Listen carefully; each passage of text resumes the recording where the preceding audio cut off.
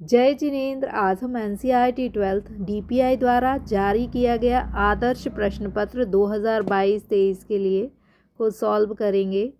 पिछले साल आदर्श प्रश्न पत्र में से कई क्वेश्चन मेन क्वेश्चन पेपर में आए थे। डीपीआई ने नमूने के रूप में 2023 का आदर्श प्रश्न पत्र जारी किया है। इसके ऑब्जेक्टिव टाइप क्वेश्चन नंबर 1 है, अर्थव्यवस्था को वर्गीकृत किया जा सकता है।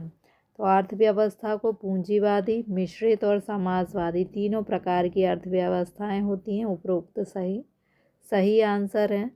निम्न में से किस अर्थव्यवस्था को निजी एवं सार्वजनिक क्षेत्र का सह अस्तित्व पाया जाता है?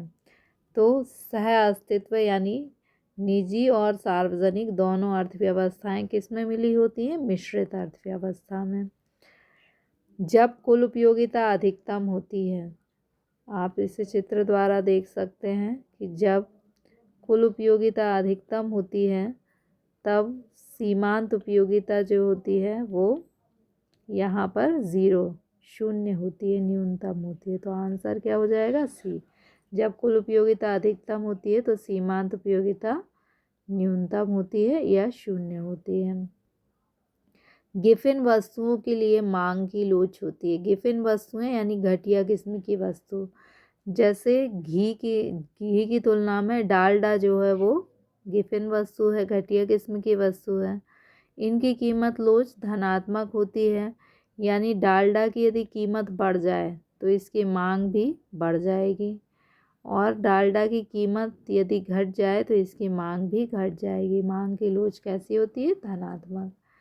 वस्तु की उस मात्रा को क्या कहते हैं जिसे विक्रेता निश्चित समय पर बाजार कीमत पर बेचने के लिए तैयार होता है? तो वह मात्रा जो है वो पूर्ति होती है। बाजार कीमत पर विक्रेता जो बेचने के लिए वस्तु की मात्रा तैयार होता है उसे हम पूर्ति कहते हैं। ऐसी वस्तु जिनका एक दूसरे के बदले में प्रयोग किया जाता है, जैसे यदि आपको चाय ना मिले तो आप कॉफ़ी पिएंगे और कॉफ़ी ना मिले तो चाय पिएंगे। तो ये दोनों क्या हैं? स्थानापन्न, यानी एक दूसरे के स्थान पर प्रयोग की जाने वाली वस्तुएं हैं, यानी स्थानापन्न वस्तुएं कहलाएंगी। उपभोक्ता का संतुलन उस बिंदु पर होता है। उपभोक्ता का संतुलन का अर्थ है कि आप मार्केट में कोई वस्तु खरीदने जाएं और आपने सोचा था कि इससे मुझे इतनी उपयोगिता मिलेगी और मैं इतना मूल्य दूंगा, तो आपको जितनी उपयोगिता मिली आपने उतना ही मूल्य दिया, तो आप संतुष्टि में होंगे, उपभोक्ता संतुलन में। लेकिन कोई आपसे पैसे ज़्यादा ले ले और उपयोगिता कम मिले तो आप असंतुलन में होंगे। तो उपभोक्ता संतुलन में कब होता है? जब उपयोगिता और मूल्य दोनों बराबर होते हैं। रिक्त स्थान की पूर्ति कीजिए। अल्पकालीन उत्पादन फलन परिवर्तनशील अनुपात के नियम द्वारा की जाती है। परिवर्तनशील अनुपात का नियम यह कहता है कि हम जैसे खेती कर रहे हैं, भूमि को स्थिर रखें और श्रमिक की मात्रा को बढ़ाकर उत्पादन को बढ़ाएं। तो एक चीज़ को हम बढ़ा रहे हैं तो ये क्या हो गया? परिवर्तनशील अनुपात का नियम, क्योंकि इसमें एक साधन को हम परिवर्तित रखते हैं और कुछ साधन को स्थिर रखते हैं। तो ये अल्पकालीन होता है, क्योंकि अल्पकाल में हम भूमि को तो बढ़ा नहीं सकते, केवल श्रमिक को बढ़ा सकते हैं। दीर्घकालीन अवधि में स्थिर लागत नहीं होती। जैसे दीर्घकाल में क्या होगा? स्थिर भूमि को भी हम स्थिर नहीं रखेंगे, दूसरी भूमि भी खरीद सकते हैं तो भूमि भी बदल जाएगी। तो दीर्घकाल में सभी उत्पत्ति के जो साधन होते हैं वो परिवर्तनशील होते हैं, इसलिए दीर्घकाल में स्थिर लागत नहीं होती है। सीमांत लागत केवल परिवर्तनशील लागतों पर निर्भर करती है। आपने एक वस्तु बनाई तो आपके 10 रुपये खर्च हुए, दूसरी वस्तु में भी 10 रुपये, तीसरी वस्तु में भी 10 रुपये। तो यही आपकी क्या होगी? सीमांत लागत, जो कि परिवर्तनशील लागत यानी जो परिवर्तित होगी। तो सीमांत लागत जो है वो परिवर्तनशील लागतों पर निर्भर करती हैं। उत्पादन बंद कर देने पर परिवर्तनशील लागत 0 हो जाती है। यदि मान लीजिए कि आपका सूती वस्त्र उद्योग है और इसमें कपास जो है वो कच्चा माल है, अगर आप उत्पादन नहीं करते हैं तो आप कपास यानी कच्चे माल का उपयोग भी क्या होगा? नहीं करेंगे। तो कच्चे माल की लागत क्या है? परिवर्तनशील लागत, जो कि 0 हो जाएगी। सीमांत आगम कुल आगम में परिवर्तन की दर है। यानी आपने एक वस्तु बेची 10 रुपये मिले, दूसरी वस्तु बेची तो भी 10, और तीसरी वस्तु को बेचा तो भी 10 रुपये मिले। तो ये तो क्या है आपका सीमांत आगम, मार्जिनल रेवेन्यू। और कुल आगम क्या होगा? 10, 20, 30। यानी सीमांत आगम क्या है? कुल आगम में परिवर्तन की दर है। ये कुल आगम में कितना 10-10 का परिवर्तन हो रहा है, जो कि सीमांत आगम है। कम कीमत पर कुल पूर्ति स्टॉक से कम होती है। यदि कीमत कम हो तो आप कम वस्तु बेचेंगे, स्टॉक में ज़्यादा रखेंगे और पूर्ति कम करेंगे। सही जोड़ियाँ बनाइए। अतिरिक्त मांग। अतिरिक्त मांग में क्या चीज़ अधिक है? मांग। तो जिस तरफ ये निशान खुला रहता है वह चीज़ क्या होती है? अधिक होती है। तो अतिरिक्त मांग में क्या है? बाजार मांग ज़्यादा होती है बाजार पूर्ति से। अतिरिक्त पूर्ति में क्या अतिरिक्त है? अधिक है पूर्ति। तो अतिरिक्त पूर्ति में बाजार पूर्ति अधिक होती है। जो चीज़ अधिक है उसकी तरफ ये निशान जो होता है वो खुला होता है। आधुनिक अर्थशास्त्र के जनक एडम स्मिथ है। महामंदी कब आई थी? 1929 से 30 के बीच। सकल घरेलू उत्पाद को इंग्लिश में क्या बोलते हैं? Gross domestic product, GD। सकल यानी ग्रॉस डोमेस्टिक प्रोडक्ट, GDP। सकल राष्ट्रीय उत्पाद, इसको बोलेंगे ग्रॉस नेशनल प्रोडक्ट, GNP। एक वाक्य में उत्तर दीजिए। अंतिम वस्तुएं क्या कहलाती हैं? अंतिम वस्तुएं वह वस्तुएं होती हैं जो उपभोग और निवेश के लिए उपलब्ध होती हैं। जैसे आपको भूख लगी है, आपने सेब खाया, तो ये क्या है? अंतिम वस्तु जो उपभोग के लिए उपलब्ध है या निवेश के लिए उपलब्ध है। मूल्यह्रास किसे कहते हैं? मूल्यह्रास का मतलब होता है कि आपने एक साइकिल खरीदी। अब आप इस साइकिल को जब चलाते रहेंगे तो कभी ना कभी तो ये साइकिल ख़राब होगी, और ये साइकिल ख़राब होगी यानी रोज़ आप इसको चला रहे हैं, इसके टायर घिस रहे हैं, यानी इसमें क्या हो रहा है? मूल्यह्रास। मूल्यह्रास क्या होता है? सामान्य टूट फूट या अप्रचलन के कारण अचल संपत्ति के मूल्य में जो गिरावट आती है उसे मूल्यह्रास कहा जाता है। RBI का पूर्ण रूप लिखिए। RBI का पूर्ण नाम है रिजर्व बैंक ऑफ इंडिया। बंद अर्थव्यवस्था किसे कहते हैं? जिसमें कोई बाहरी अर्थव्यवस्था के साथ कोई संबंध ना हो, जिसका कोई, जैसे कोई एक ऐसा देश है जो अन्य देशों से कोई संबंध नहीं रखता, ना वह किसी देश से आयात करता ना किसी को निर्यात करता, तो वह अर्थव्यवस्था क्या होगी? बंद अर्थव्यवस्था, जिसमें आयात निर्यात ना हो या बाहरी अर्थव्यवस्थाओं से कोई व्यापारिक गतिविधि ना हो। बचत फलन किसे कहते हैं? बचत फलन आय के विभिन्न स्तरों पर बचत की मात्रा को बताता है। यदि आपकी आय बढ़ेगी तो बचत बढ़ेगी, आय घटेगी तो बचत घटेगी। MPC का पूर्ण नाम क्या है? मार्जिनल प्रोपेंसिटी टू कंज्यूम, सीमांत उपभोग की प्रवृत्ति। सत्य असत्य बताइए। कीन्स का रोजगार सिद्धांत सीमांत प्रभावपूर्ण मांग पर निर्भर है। देखिए, कीन्स का जो रोजगार सिद्धांत है वह प्रभावपूर्ण मांग पर निर्भर है।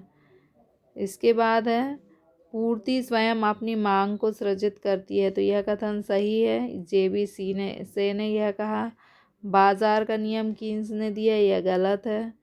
ये भी गलत है क्योंकि प्रभावपूर्ण मांग पर निर्भर है, सीमांत प्रभावपूर्ण मांग पर नहीं।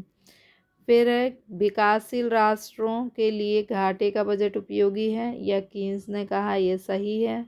आज संतुलित बजट आय के बराबर होता है। इसमें क्वेश्चन में कुछ मिस्टेक है, इसमें यह होना था कि संतुलित बजट में आय और व्यय बराबर होते हैं, तब यह कथन सही हो जाएगा। इसके बाद है व्यापार शेष बराबर अदृश्य मद माइनस दृश्य मदों का आयात, तो यह कथन जो है वो सही है। स्थिर विनिमय दर का निर्धारण सरकार द्वारा किया जाता है, यह कथन सही है। आदर्शक अर्थशास्त्र किसे कहते हैं? आदर्शक अर्थशास्त्र यानी जिसका संबंध क्या होना चाहिए इससे, जैसे हमें जनसंख्या वृद्धि को कम करना चाहिए, मतलब जो आदर्श की बात कहे वो आदर्शक अर्थशास्त्र व अर्थशास्त्र जो आदर्श से संबंधित है, जिसमें क्या होना चाहिए से संबंधित बात कही जाती है, जैसे कि भारत में जनसंख्या वृद्धि को कम किया जाना चाहिए। बाजार अर्थव्यवस्था किसे कहते हैं? बाजार अर्थव्यवस्था ऐसी अर्थव्यवस्था होती है जिसमें उत्पत्ति के साधन यानी भूमि, पूंजी, श्रम, संगठन और साहस, इस पर निजी स्वामित्व व नियंत्रण होता है, तो उसे हम क्या कहेंगे? बाजार अर्थव्यवस्था। जैसे अमेरिकी अर्थव्यवस्था। कुल लागत किसे कहते हैं? आप वस्तु की कुल मात्रा के उत्पादन में जो कुल व्यय करेंगे उसे हम क्या कहेंगे? कुल लागत। किसी वस्तु की कुल मात्रा के उत्पादन में जो धन व्यय होता है उसे कुल लागत कहते हैं। या किसी वस्तु की निश्चित मात्रा को उत्पन्न करने में जो कुल मौद्रिक लागत आती है उसे कुल लागत कहते हैं। सीमांत लागत किसे कहते हैं? एक वस्तु की कई इकाइयों का हम उत्पादन कर रहे हैं, तो हर एक अतिरिक्त इकाई के उत्पादन में जो हमें व्यय होगा उसे हम सीमांत लागत क्या कहेंगे? या फिर अंतिम इकाई के उत्पादन में जो व्यय होगा उसे सीमांत लागत कहा जाएगा। उच्चतम निर्धारित कीमत क्या होती है? कोई वस्तु या सेवा है और सरकार उसकी उच्चतम सीमा या ऊपरी सीमा निर्धारित कर दे कि इससे महंगी वस्तु नहीं मिलेगी, तो उसे हम क्या कहेंगे? उच्चतम निर्धारित कीमत। निम्नतम निर्धारित कीमत क्या होती है? सरकार किसी वस्तु या सेवा की निम्नतम कीमत निर्धारित कर दे कि इससे कम में यह वस्तु नहीं बिकेगी, तो ये क्या हो जाएगी? निम्नतम निर्धारित कीमत। किसी वस्तु या सेवा की सरकार द्वारा निर्धारित निम्नतम सीमा को हम क्या कहेंगे? निम्नतम निर्धारित कीमत। संतुलन कीमत किसे कहते हैं? जिस पर वस्तु की मांग और पूर्ति दोनों बराबर हो तो उसे हम संतुलन कीमत कहते हैं। बाजार संतुलन का अर्थ बताइए। मांग और पूर्ति बराबर है, लेकिन यहाँ बाजार दिया है, तो जब बाजार संतुलन ऐसी स्थिति होती है जिसमें बाजार मांग और बाजार पूर्ति जैसी होंगी बराबर, इसमें कोई परिवर्तन की प्रवृत्ति नहीं होती, यानी संतुलन में गति नहीं होती है। स्टॉक और प्रवाह में दो अंतर बताइए। स्टॉक का संबंध जो है समय बिंदु से होता है, जैसे 31 मार्च को इतना स्टॉक है तो 31 मार्च क्या हो गया? समय बिंदु। प्रवाह का संबंध समय अवधि से होता है, जैसे 1 अप्रैल से 31 मार्च के मध्य इतनी बिक्री की गई, तो ये क्या है? प्रवाह। इसका संबंध किससे है? एक समय अवधि से होता है। मध्यवर्ती वस्तु किसे कहते हैं? मध्यवर्ती वस्तु यानी जिसे हम कच्चे माल के रूप में प्रयोग करें, जैसे आपकी सूती वस्त्र उद्योग है तो उसमें जो कपास होगी वो मध्यवर्ती वस्तु होगी, क्योंकि कपास से ही आप कपड़े का निर्माण करेंगे, तो कपड़ा अंतिम वस्तु होगा और कपास मध्यवर्ती वस्तु होगी। वस्तु विनिमय की दो कठिनाई। दोहरे संयोग का अभाव। यदि वस्तु विनिमय में क्या होता है कि दो व्यक्ति हैं, दोनों व्यक्तियों के मध्य विनिमय तभी संभव होगा जब इस व्यक्ति की वस्तु की ज़रूरत इस व्यक्ति को हो और इस व्यक्ति की वस्तु की ज़रूरत इस व्यक्ति को हो, तो ऐसा दोहरा संयोग मिलना बहुत कठिन होता है। वस्तु विभाजन की कठिनाई। आपके पास मान लीजिए कि एक गाय है और आपको 1 किलो चावल चाहिए, तो आप गाय का तो विभाजन करेंगे नहीं, तो विनिमय भी संभव नहीं होगा। मुद्रा के दो कार्य बताइए। विनिमय का माध्यम, आपको कोई भी वस्तु जो है वो खरीदना है तो उसके लिए क्या ज़रूरी है कि आपके पास मुद्रा हो, क्योंकि मुद्रा जो है विनिमय का माध्यम है। वस्तु को आप मुद्रा के माध्यम से खरीदते हैं। मूल्य का मापक। आप कोई भी वस्तु खरीदते हैं तो उसका मूल्य 10 रुपये किलो, 5 रुपये लीटर मुद्रा में ही व्यक्त करते हैं। राष्ट्रीय आय मापन की आय विधि बताइए। आय विधि में हम क्या करते हैं कि उत्पत्ति के जितने भी साधन होते हैं उन सभी को प्राप्त होने वाली आय को जोड़ लेते हैं, जैसे भूमिपति का लगान, पूंजीपति का ब्याज, मजदूर की मजदूरी, संगठनकर्ता का वेतन और साहसी की लाभ हानि। यानी किसी देश में एक वर्ष में समस्त उत्पत्ति के साधनों को प्राप्त आय के योग को आय विधि द्वारा राष्ट्रीय आय कहते हैं।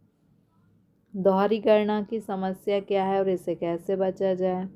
यदि मान लीजिए आपकी सूती वस्त्र मिल है, आप आपने राष्ट्रीय आय की गणना में कपास को शामिल किया।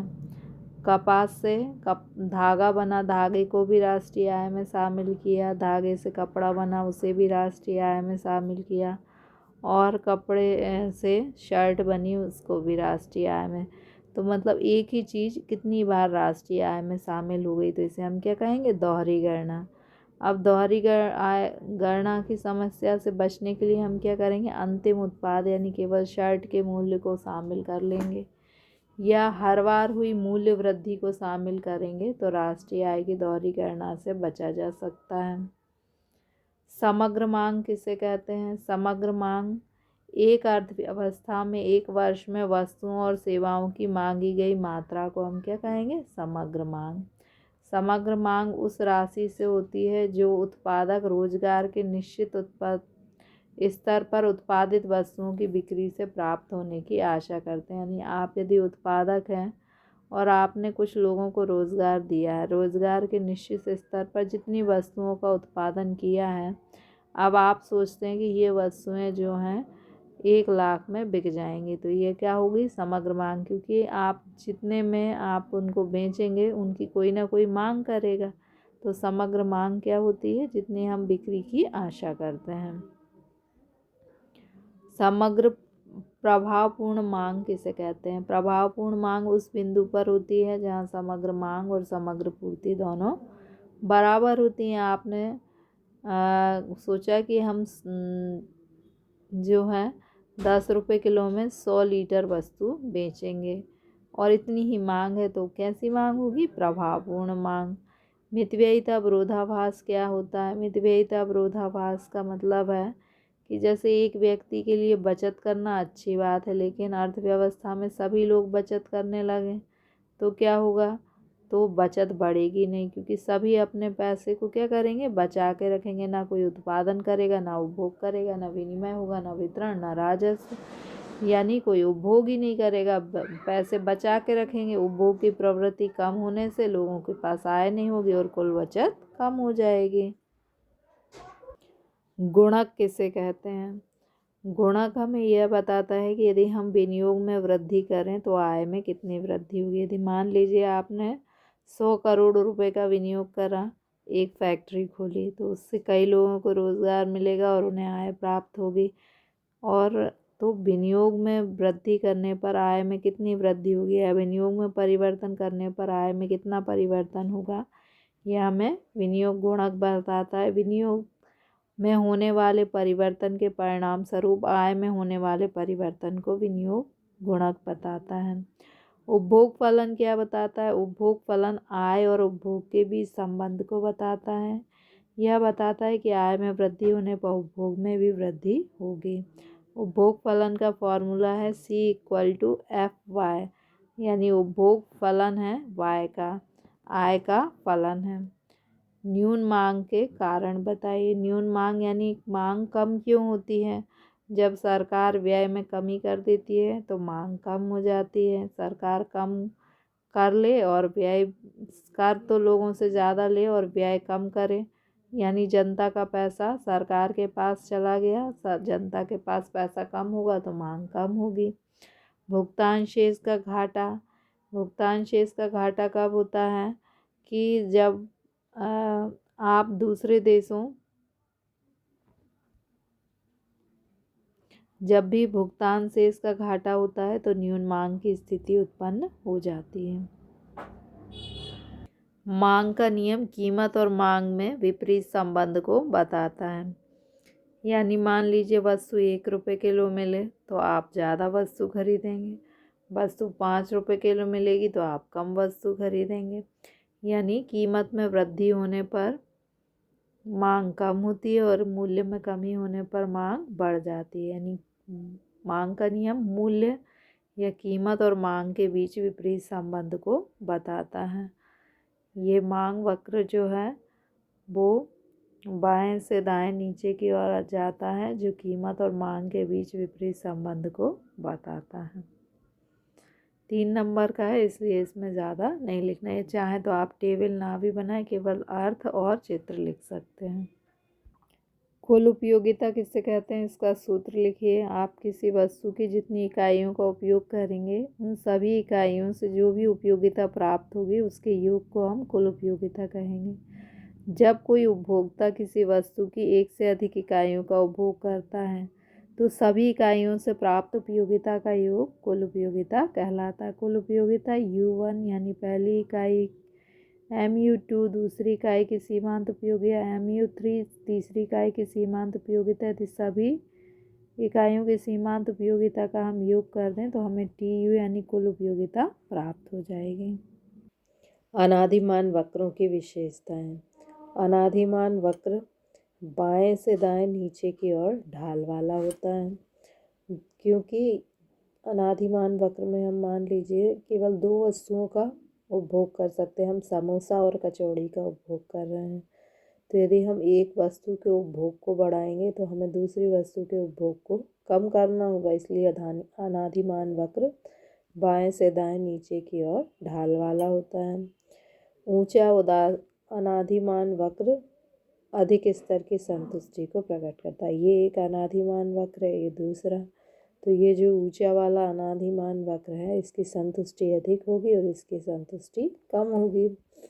दो अनादिमान वक्र एक दूसरे को न छूते हैं न काटते हैं। ये अनादिमान वक्र कभी इस तरह से नहीं हो सकते, एक दूसरे को काट नहीं सकते हैं।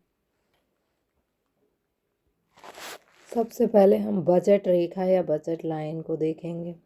बजट लाइन क्या होती है, जैसे आप कचौड़ी और समोसा दो वस्तुओं को खा रहे हैं तो आपकी बजट रेखा इतनी है, यानी आपके पास केवल 50 रुपये हैं। 10 रुपये का समोसा है और 10 रुपये की कचौड़ी है। 50 रुपये हैं तो आप क्या कर सकते हैं, 5 चीज़ें ही खरीद सकते हैं।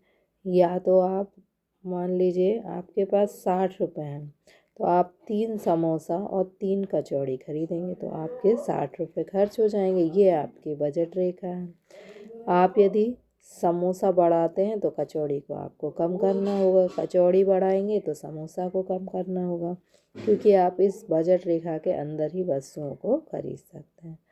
तो बजट रेखा क्या है, बजट रेखा दो वस्तुओं के उन सभी संयोगों को बताती है जिन्हें उपभोक्ता अपनी आय तथा वस्तु की कीमत के साथ खरीद सकता है।